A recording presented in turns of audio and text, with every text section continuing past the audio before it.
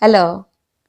In this English grammar lessons series of parts of speech, we'll focus on verb and its types. First, we will discuss what is a verb. Then its different types will be described with examples. If you listen to this lesson carefully, I am sure you will understand verbs very well. So let's begin. A verb is a word or combination of words that communicates an action, feeling, thinking, or state of being, that is be. All sentences contain verbs. Word be here is a verb. Its present form is, am, or are. Its past form is was or were. Examples are, he is playing cricket. Here, is and playing are verbs. Is a form of verb be and playing is an action. Second example, Jack respects his parents. Here, respects is a feeling, so this is a verb. The student understands the lecture. Here, understand is a thinking, so it is a verb here. Next example, they like her. Here, like is a feeling, so it is a verb here. Different types of verbs are main and auxiliary verbs, regular and irregular verbs, transitive and intransitive verbs, action and state verbs, finite and non-finite verbs. Main and auxiliary verbs. Main verbs, the verbs which are used independently without the help of other verbs, are known as main or principal verbs. The verbs which help main verbs to form a tense, mood or voice are called auxiliary verbs. Since they help the main verb, so they are also called helping verbs. Now, we'll compare the examples of both of these verbs. Look at the example of main verb. I have a car. Here, have shows possession and it is a main verb here. In auxiliary verb, I have visited Canada. Here, visited is the main verb as it shows the action, and have here is an auxiliary verb. It shows experience of the person. The person has an experience of visiting Canada. Second example, he is an officer. Here, is the main verb. He is going to office. Here, going is the main verb and is shows the tense. It is an auxiliary verb and shows present tense. If there is was in place of is, then it would be a past tense. Number 3, he does his job perfectly.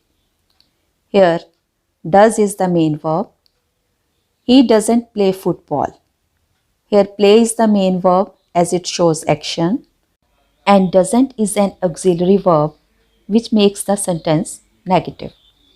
Auxiliary verbs are further primary auxiliaries and modal auxiliaries. Primary auxiliaries are 3 in number, that is be, have and do. Be forms continuous tenses and passive voice.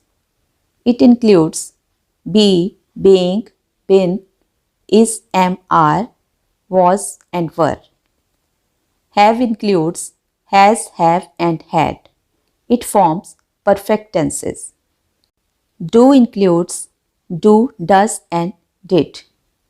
It forms simple present and simple past tenses. Examples of primary auxiliaries are, he is playing cricket. Here, playing is the main verb and is a part of primary auxiliary be. I have eaten some chocolates. Here, have is a primary auxiliary. Suppose somebody asks you a question about your friend Does she play basketball? And you will reply, no, she doesn't play basketball. Here, doesn't is a part of primary auxiliary do in negative form. Now, modal auxiliaries. They show mood or attitude of the speaker. They are can, could, shall, should, will, would, may, might, must, need, dare, used to, and ought to. Examples are I can speak French. Here, speak is the main verb and can is a modal auxiliary and it shows the ability of the speaker. Next example, his team might win. Here, might is a modal auxiliary which shows prediction or possibility of winning. Next example, he should be in the office. Here, should indicates probability of his being in the office. Regular and irregular verbs. Regular verbs are those verbs which have their past and past participle, that is, second and third forms with ed endings. Irregular verbs are those verbs which have their past and past participle forms in different ways. They don't follow any fixed pattern. Examples of regular verbs are walk, walked, walked, paint, painted, painted, dance, danced, danced.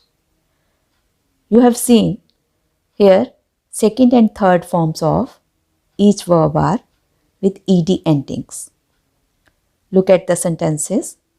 He painted a portrait.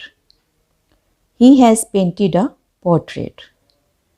Here in the first sentence, painted is second form of the verb and in second sentence, painted is third form of the verb. Look at the examples of irregular verbs. Go, went, gone. Have, had, had. Put, put, put. Here you can see the different ways of second and third forms of verb. Sentences are he went to the college. He has gone to the college. Transitive and intransitive verbs. First, transitive verb. It is a verb that needs an object to complete itself. It is called transitive because it passes its action from subject to object. Intransitive verb. It is a verb that doesn't need any object to complete itself. Also, action is not passed from subject to object. Examples of transitive verbs. Ziki played football. Here the verb played passes an action from the doer or subject Ziki to the object football. So, played is a transitive verb. Next example, he is making a sandwich. Here, action of the verb making passes from he to sandwich. So, making is a transitive verb. She wanted some money. Here, wanted is a transitive verb. They have bought a car. Here, action bought passes from they to car. So, bought is a transitive verb here. If subject and verb are followed by a question, what or whom, and you get an answer, then it is a transitive verb. If there is no answer and there is no object in the sentence, it is an intransitive verb. In the example, Ziki played football. You get an answer to the question, Ziki played what? Answer is football. So, played is a transitive verb. Now, look at the examples of intransitive verbs. The boy is laughing. There is no object in the sentence and the verb laughing can't pass any action from the subject boy. So, laughing is an intransitive verb. Next example, Michelle smiles. Here, again, no object and there is no answer to the question, Michelle smiles what? So, smiles is an intransitive verb. Similarly, in examples, birds fly, the old lady is coughing, verbs fly and coughing are intransitive verbs. Action and state verbs. Action verbs are also known as dynamic verbs. They describe actions performed physically or mentally.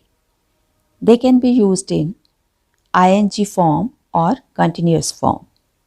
Examples are, he studies maths with Timmy daily. Here, studies is an action verb which shows a mental action. Second example, we are playing basketball at national level. Here, playing is a physical action with ing form. So it is an action verb. Next example, he is dancing with his friend. Here again, dancing is a physical action with continuous form and it is an action verb. Next, state verb. State or stative verbs describe a state rather than an action. They refer to various states like thoughts, emotions, perceptions, relations, and qualities. As they are not actions, so they can't be used in continuous or ing form. Look at the examples. This coffee tastes delicious. Here, taste is a feeling related to our five senses. It is a stative verb. We can't write it in ing form. Suppose the sentence is, this coffee is tasting delicious. It would be a wrong sentence. Next, I love to learn English grammar. Here, love is an emotion and it is a stative verb. David still believes in Santa. Here, believes is a thought and it is a stative verb and we can't write it as David is still believing in Santa. So, we have to take care to not use ing with state verbs. Finite and non-finite verbs. Finite verbs are those which change their forms when there is a change in number or person of subject. They have different forms in different tenses. For example, the boys run fast. The boys run fast. Here, number of subject is changing from boy to boys and the form of verb is also changing from runs to run. Look at the other examples. They ran fast. They were running fast. Here, in the boys run fast, it is simple present tense. They ran fast is simple past tense. They were running fast is past continuous tense. As the tense is changing, the form of verb is also changing from run, ran, and running. Non-finite verbs. They don't change their forms by the number, person, or tense of the subject. For example, I enjoy swimming in a big pool.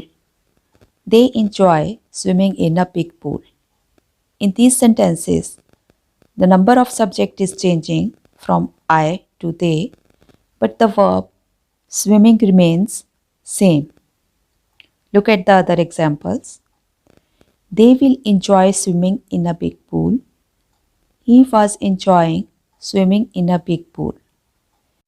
In these sentences, they enjoy swimming, they will enjoy swimming, and he was enjoying swimming. The tense is changing, but the verb swimming remains the same. That's all for this lesson. If you have to ask anything, you can ask in the comment section below and I'll reply you there. We'll meet soon. Keep learning English. Bye.